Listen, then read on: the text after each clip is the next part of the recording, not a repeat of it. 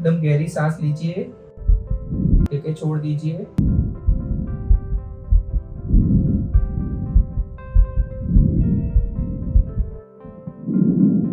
हाँ, उस बाजू देखिए, उस बाजू देखिए।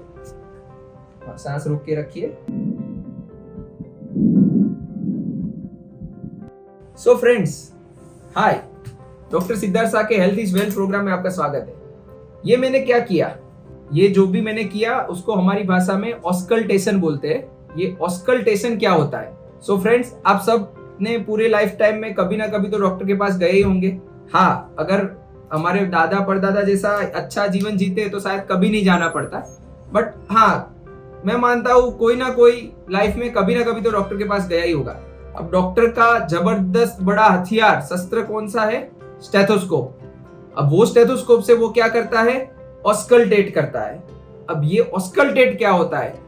अभी की जो नई जनरेशन आ रही थी वो बार बार पूछ रही थी कि साहब ये क्या कर रहे हैं, तो मैं सोच रहा था कि एक बार आपको भी बताऊं कि ये क्या होता है।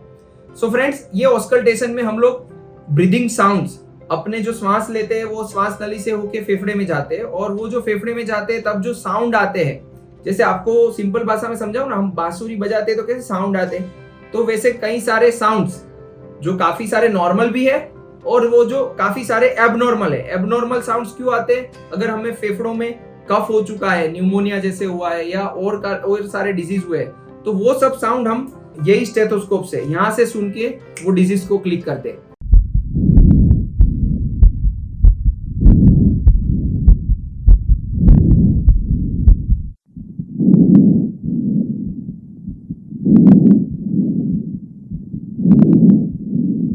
जैसे फेफड़ों में पानी भर जाता है, हार्ट अगर पंप नहीं कर रहा है, उसका पंपिंग वीक हो चुका है, तो जो ब्लड आगे जाना चाहिए आगे नहीं जाएगा, बैक मारेगा, बैक मार के फेफड़ों में पानी स्वरूप भरेगा, तो वो जो क्रैकल्स होते हैं हम उसको बोलते हैं फटाके फूटना। वो क्रैकल्स हमें इससे पता चलता है।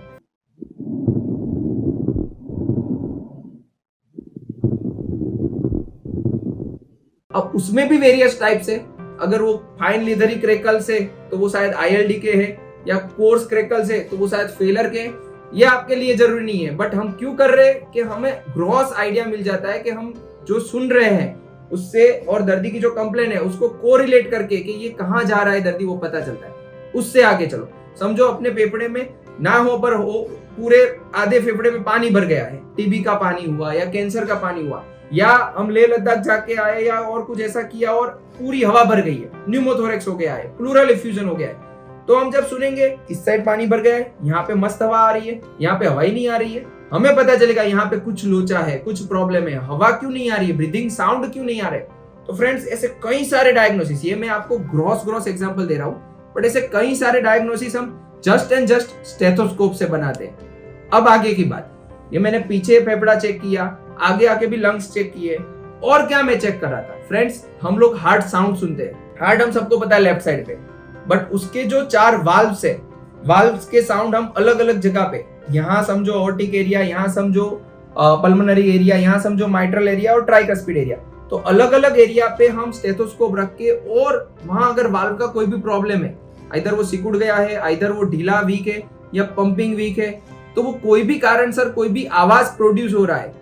अब आपको मैं समझाऊं, नॉर्मल आवाज सबसे पहले सीखना है, एबनॉर्मल आवाज बाद में हम सीखते हैं। तो नॉर्मल आवाज हम सबसे पहले सीखते हैं, जिसको हम बोलते हैं लब डब, हार्ट की नॉर्मल साउंड।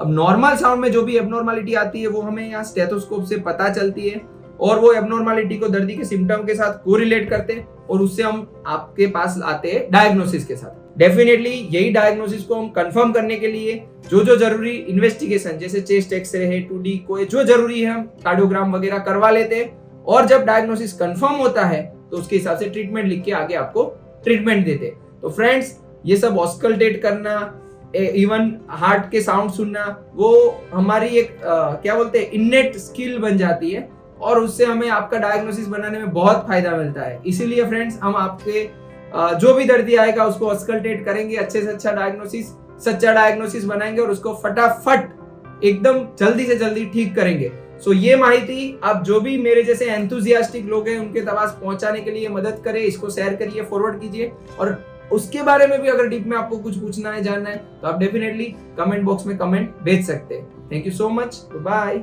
ऐसे ही हेल्थ के रिलेटेड टिप्स जानने के लिए हमारी चैनल को सब्सक्राइब करें।